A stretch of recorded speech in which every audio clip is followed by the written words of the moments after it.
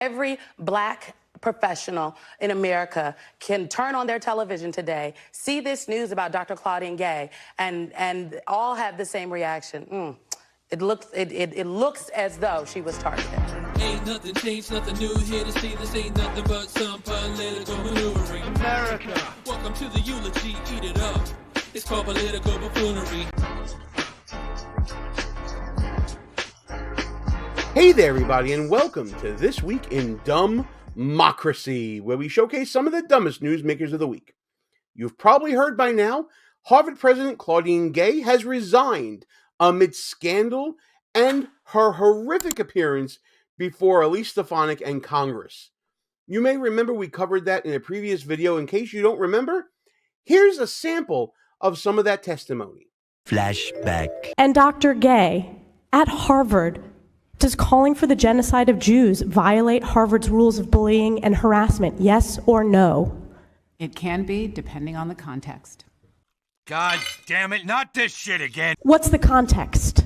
Targeted as an individual, at an individual. It's targeted at Jewish students, Jewish individuals. Do you understand your testimony is dehumanizing them? Do you understand that dehumanization is part of anti-Semitism? I will ask you one more time. Does calling for the genocide of Jews violate Harvard's rules of bullying and harassment? Yes or no? Anti-Semitic rhetoric. And is it anti-Semitic rhetoric? Anti-Semitic rhetoric, when it crosses into conduct that amounts to bullying, harassment, intimidation, that is actionable conduct, and we do take action. So the answer is yes, that calling for the genocide of Jews violates Harvard Code of Conduct, correct? Again, it depends on the context. It does not depend on the context. The answer is yes, and this is why you should resign. These are unacceptable answers across the board. End of flashback. You can definitely check out the entirety of that video right here in the upper right-hand corner, but that's not what this is about, and we're not going to really talk about the resignation either. We're going to look at the fallout of this resignation by Claudine Gay and what it means going forward. And also, I want you guys to get a taste of what this whole plagiarism thing is all about. And we're going to look at some comments from one of the academics that Claudine Gay actually plagiarized. But before we get to all that, please subscribe to the channel, hit that notification bell so you don't miss any other shows. And if you like what you see in this or any other video on this channel, smash that thumbs up button, like, comment, share the show with your friends, all that good stuff, because all of that feeds the YouTube algorithm. What? Feed me! Okay. Thank you guys so much for all that you do in helping to support the show, including voicing your opinion for Buffoon of the Year. We're still going through the finalists. If you guys have an opinion as to who should be the Buffoon of the Year out of all the finalists we selected in the past few weeks, leave a comment pretty much anywhere. I'll find it, I'll tabulate it as a vote, and we can pick who won Buffoon of the Year. You can tell us who you got, and we'll reveal it by the end of the week. The important thing is to vote.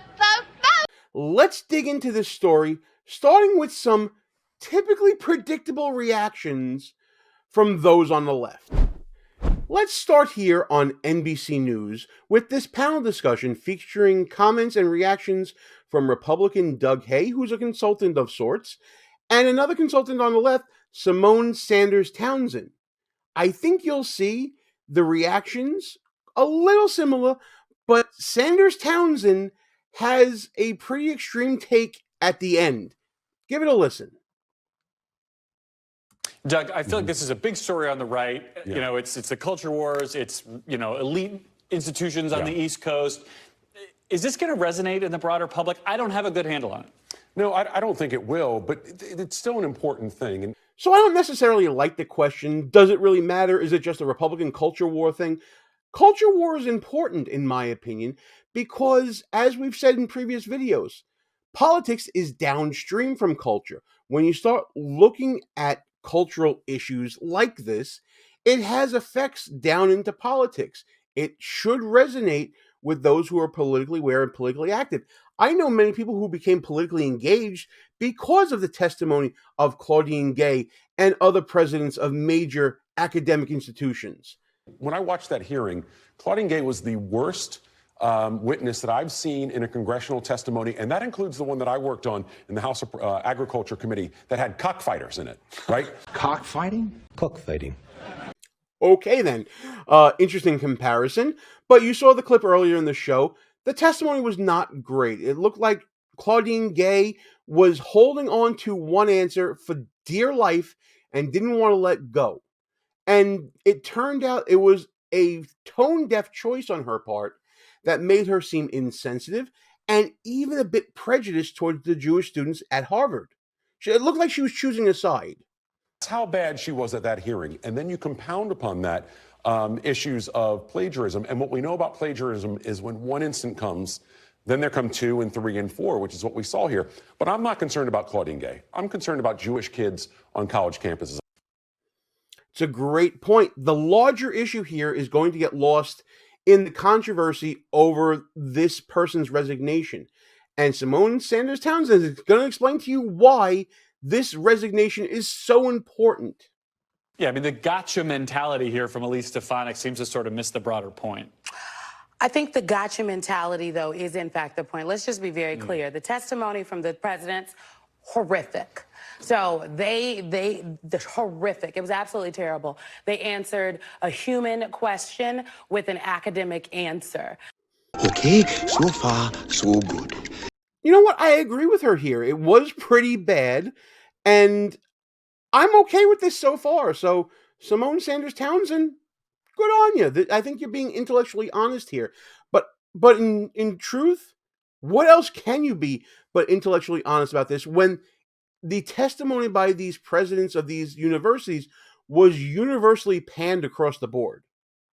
That they were prepped by their universities, quite frankly, to give. So that's and law firms. And law firms, terrible okay? staff work Terrible here. I think we can staff all work, agree. okay, Yeah. across the board. But on top of that, what happened in the aftermath of that, particularly as it relates to Dr. Gay, the calls came and said she was terrible in this hearing and she's unqualified. In 387 years, only 2 women have been president of Harvard University. I think you guys see where we're going with this one. We're going into diversity, inclusion, and equity. They call it DEI. I call it DIE. Ah, boy, here we go. The first woman was before Claudine Gay. Only 1 black woman has been president. Okay, and so what? If she's qualified for the job, which it appears that she wasn't now, and there's been evidence coming up showing that her work is derivative of other people's, then why should we celebrate the diversity of the selection? Again, to me, merit is more important than who the person is, the immutable characteristics of that person. I've met all walks of life, male, female, all different ethnicities, all different religions, all different orientations of gender and whatever you want, the categories out there. I live in the People's Republic of New York City. It runs the gamut. And what I have found is that there are quality people who merit the success they've earned in all walks of life. Those who talk about diversity, equity, and inclusion feel like they're talking about borrowed ladders. People who got a leg up, not because of their merit, not because they were deserving, not because they earned it, but because they got that extra little helping hand that some others, even of similar backgrounds, did not get.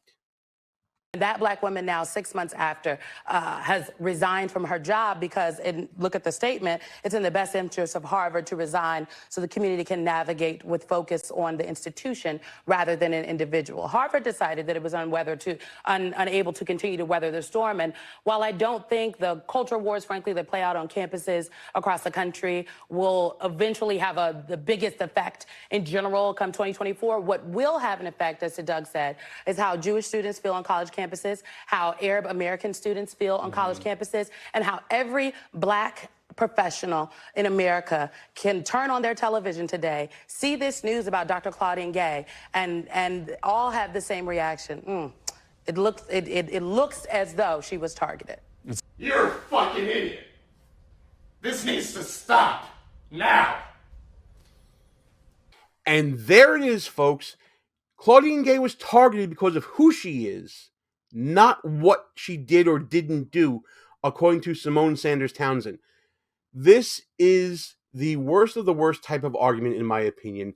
I hate these diversity, equity, and inclusion arguments because it only turns out that the person who is crying for diversity, equity, and inclusion all of a sudden is shown to not be as qualified as even some other people with similar characteristics, and turns out to be a fraud, turns out to be unqualified. We should always strive for merit, not the person who looks like they deserve to have a job based upon some subjective qualifications based in immutable characteristics. This is what happens when you do that. It's interesting stuff. But you used your own term. You said she was horrific, and then we had a series of scandals. She then targeted herself. Again, she was worse than cockfighters. Cockfighting? Cockfighting. Doug's fixated on these cockfighters. I don't know what that's all about, but I get his point, and it is well taken. Symone Sanders-Townsend is talking out of both sides of her mouth. Yes, Claudine Gay was horrible at this hearing. Yes, she was ill-prepped. Yes, she did not come off well. But there's also merit behind her resignation in disgrace here. Where there's smoke, there's fire. And in this particular case, the smoke started billowing after her poor performance at that hearing. Now, the question may be, and maybe we'll make this the topic of the day, was it Claudine Gay that brought this upon herself because of her performance? Or was it because of who she is? Yeah, I mean, That's a low bar. I guess I will just say this is that, again, 387 years, much like when we talked about classified. What does this 387 years that she keeps referencing have to do with anything? Previous presidents of Harvard got there because they earned it. Presumably, I'm sure there was some networking involved as well. There may have been some nepotism involved as well. You know how these institutions are. But let's say for argument's sake that they all got there based upon their merit. Claudine Gay has now been exposed for having no merit. She plagiarized others' work. But watch this. Symone Sanders-Townsend is going to minimize those alleged offenses, the allegations of plagiarism. Documents with former presidents and vice presidents, and I have said, there's no protocol in which to pack up a president or vice president leaves office. And I think if you go to any home of a former president or vice president, you might accidentally find a classified document or two. Not necessarily nuclear secrets, but maybe a piece of paper that they shouldn't have took out. Same thing. Look at what other presidents of Harvard have been investigated for plagiarism. And if we want to be very specific, which I think we should, the issues of plagiarism, it is loose citations. Again, not something I would want to do. They all do it. I'm sure they all do it. That's her argument essentially. And it's no big deal. It's just loose citations. Loose citations refers to a failure to cite or to adequately cite another work that you use in your own academic papers. But that's not what this was, and I'm going to prove it to you after the break. Like what you see so far? Go ahead and smash that thumbs up button. Also, leave us a comment and tell us what you're thinking. And don't forget to subscribe so you never miss another show. The lady you see on the screen right now is Dr. Carol Swain.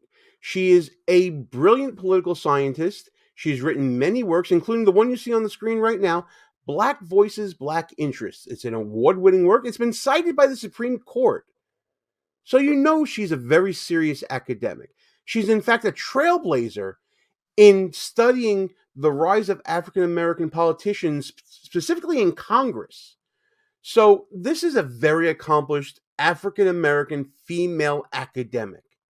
She's also a victim of Claudine Gay. So now let's go back to what Symone Sanders-Townsend was saying about how Claudine Gay was targeted because the plagiarism allegations were born of racism. Look at one of the victims here. She's an African-American female. So is she racist against Claudine Gay? That's what Leland Vittert asked Dr. Swain on his show. So the standard is if you attacked Claudine Gay, you were racist, Professor. And you've been on the program, we've been outspoken about this. You've attacked her. You've said that she stole your work and committed plagiarism.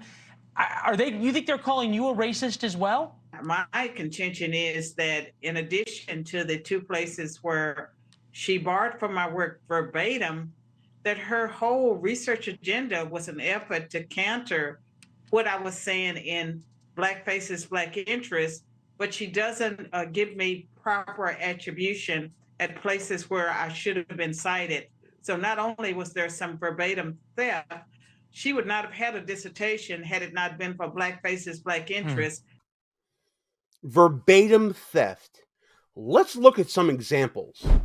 So here's Exhibit A for all of you. Dr. Swain's work is highlighted in blue. Claudine Gay's work is highlighted in red. It's virtually identical with the exception of one word added by Claudine Gay.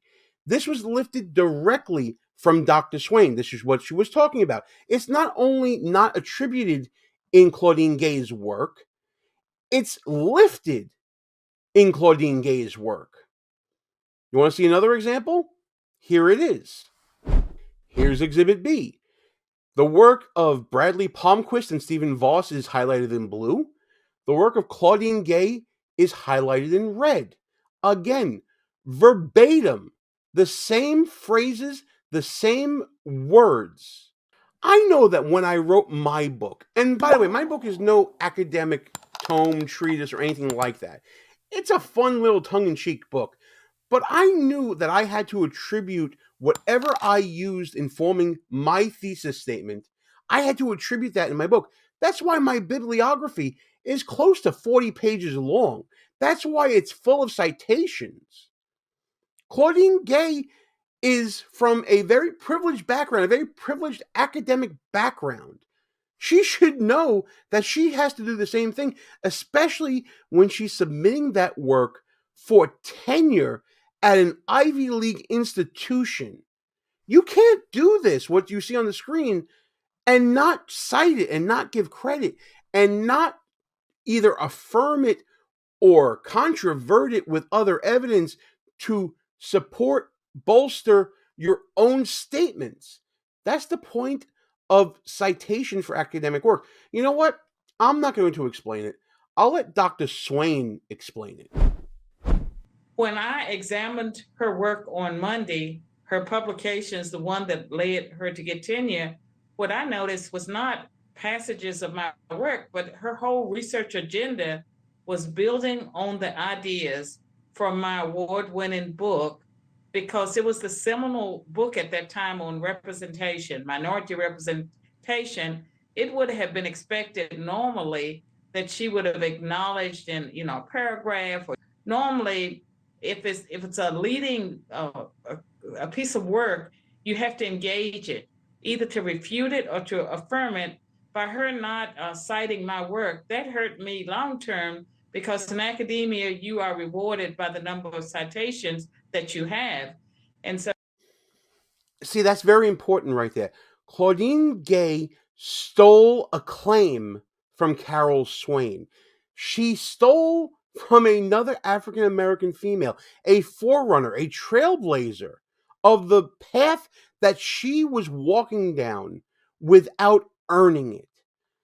Dr. Swain's work, as I said before, it is groundbreaking. It's been cited by SCOTUS. It's been award-winning work. It's important work that she's done. And Claudine Gay lifted it. She took it as her own. And as a result of lifting it and taking it as her own, she gained her own acclaim that she didn't earn. It was Dr. Swain's work that helped her become president of Harvard, that helped her get tenure at Harvard. She didn't earn it herself. She didn't add any other idea to it. She just lifted it, didn't give credit where credit was due, and then reaped the benefits of that.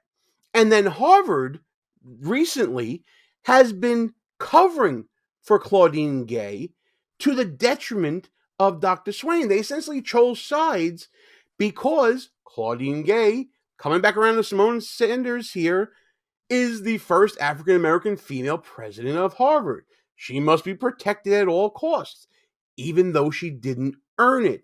They chose sides here based upon this whole diversity, equity, and inclusion argument, but did so to the detriment of another African American female who earned everything she has. She did her publications. Her work was derivative of my work. In my opinion, her publications did not merit tenure. I don't understand the choices being made here. You're sacrificing a true meritorious human being who's done groundbreaking work in political science, all in the name of diversity, equity, and inclusion, even though she fits those boxes, for someone else who has, quote unquote, earned the presidency at Harvard. She didn't earn it.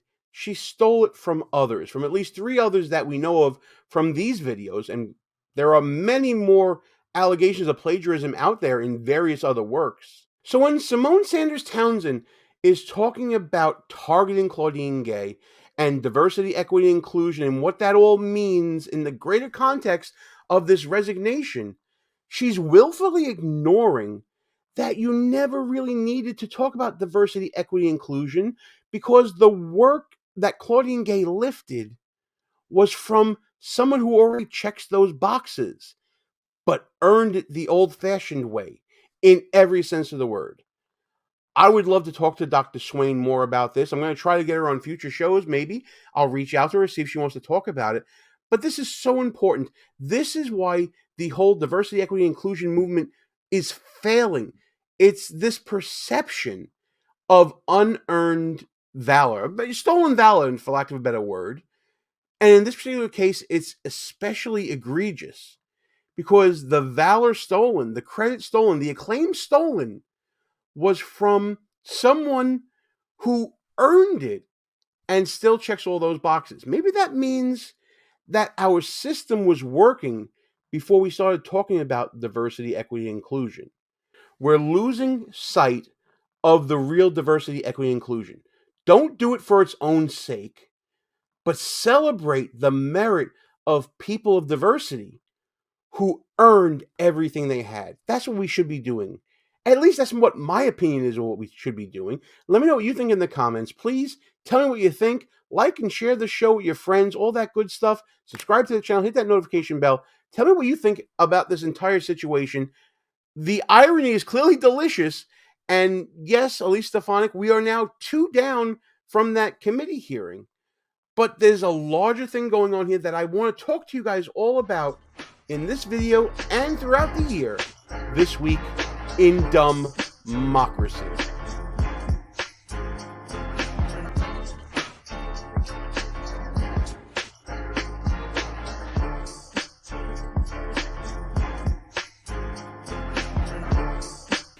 All views and opinions expressed here are not necessarily of the mainstream media and may offend some listeners.